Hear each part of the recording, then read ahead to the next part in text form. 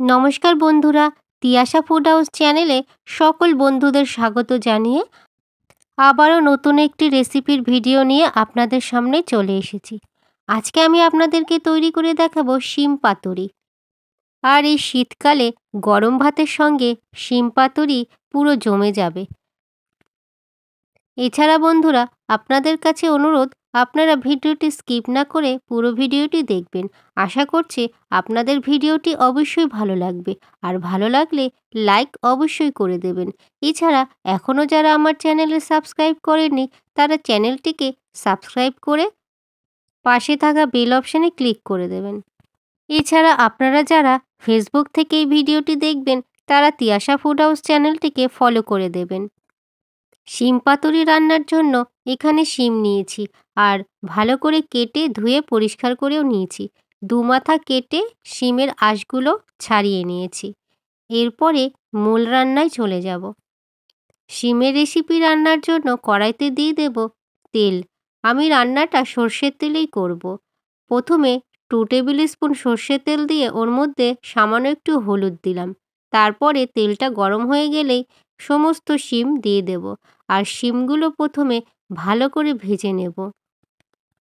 শিমগুলো যাতে ভাজা আর সিদ্ধ দুটোই হয়ে যায়, সেরকমভাবে শিমগুলো ভেজে নেব। এবারে শিম ভাজার মধ্যে সামান্য একটু নুন দেব। নুন দিলে শিমগুলো খুব ভালোভাবে তাড়াতাড়ি সিদ্ধ হয়ে যাবে, সেই জন্য সামান্য একটু শিমের মধ্যে নুন দিয়েছি। শিম এখন ঢেকে দেব, ঢাকা দিয়ে রান্না করে নেব।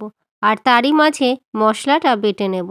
মশলার মধ্যে নিয়েছি 1/2 টেবিল স্পুন পোস্ত, 1 টেবিল স্পুন সাদা সর্ষে, 1 টেবিল স্পুন কালো সর্ষে, আর 4টে লঙ্কা। সব মশলা একসাথে শিলনোড়ায় বেটে নেব। আর সব মশলা বাটা হয়ে গেছে।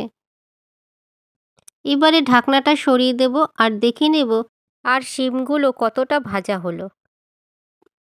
তবে শিমগুলো খুব ভালো করে ভেজে নিতে হবে। আর এখন শিম খুব ভালো করে ভেজে নিয়েছি। তারপরে সমস্ত শিম নামিয়ে দেব। আর শিমের পাতুরি রান্নার জন্য শিম ঠিক এরকমভাবেই প্রথমে ভেজে নিতে হবে। আর শিমগুলো ভালোভাবে সিদ্ধ হয়ে গেছে। সমস্ত শিম নামানো হয়ে গেছে।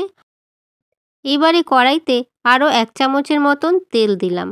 ফোড়নের জন্য দেব 1/2 টিস্পুন কালো জিরে আর একটা কাঁচা লঙ্কা। ফোড়নটা যখন ভাজা হবে তখনই এর মধ্যে দিয়ে দেব বেটে রাখা মশলা। এখন দিয়ে দিচ্ছি বেটে রাখা মশলা।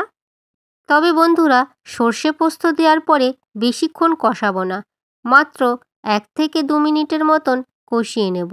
না হলে সর্ষে পোস্তর যে ঝাঁঝালো গন্ধ আর স্বাদ দুটোই চলে যাবে। সেই জন্য সর্ষে পোস্ত দিয়ে বেশিক্ষণ কষানো যাবে না। এখন দিয়ে দেব সামান্য পরিমাণে হলুদ।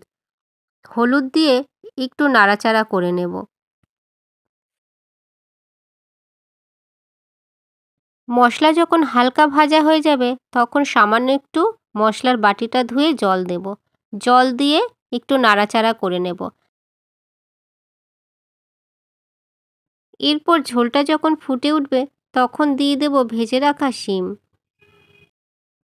তারপরে দেব পরিমাণ মতন স্বাদ অনুযায়ী নুন। আর দিলাম 1/2 চামচের মতন চিনি। যেহেতু নিরামিষ তরকারি, তাই চিনি দিলে খেতে একটু ভালো লাগবে। সেই জন্য আমি সামান্য একটু চিনি দিলাম। আপনারা চাইলে চিনিটা স্কিপ করেও যেতে পারেন। এখন খুব ভালো করে নাড়াচাড়া করে শিম পাতুরি রান্না করে নেব। এখন শিম পাতুরির মধ্যে দেব সামান্য একটু জল। একদম অল্প পরিমাণে জল দেব। শিম যেহেতু আগে থেকে সিদ্ধ করা, সেই জন্য জলের পরিমাণ অল্প দিলেই হবে। এবারে একটা ঢাকনা দিয়ে ঢেকে দিলাম। মাত্র 3 মিনিটের মতন ঢাকা থাকলেই তৈরি হয়ে যাবে শিম পাতুরি। আর এখন দেখতেই পাচ্ছি শিম পাতুরি রান্না মোটামুটি হয়ে গেছে। তবে ঝোলের পরিমাণটা আরেকটু টানিয়ে নেব। আর শিমও ভালোভাবে সিদ্ধ হয়ে গেছে।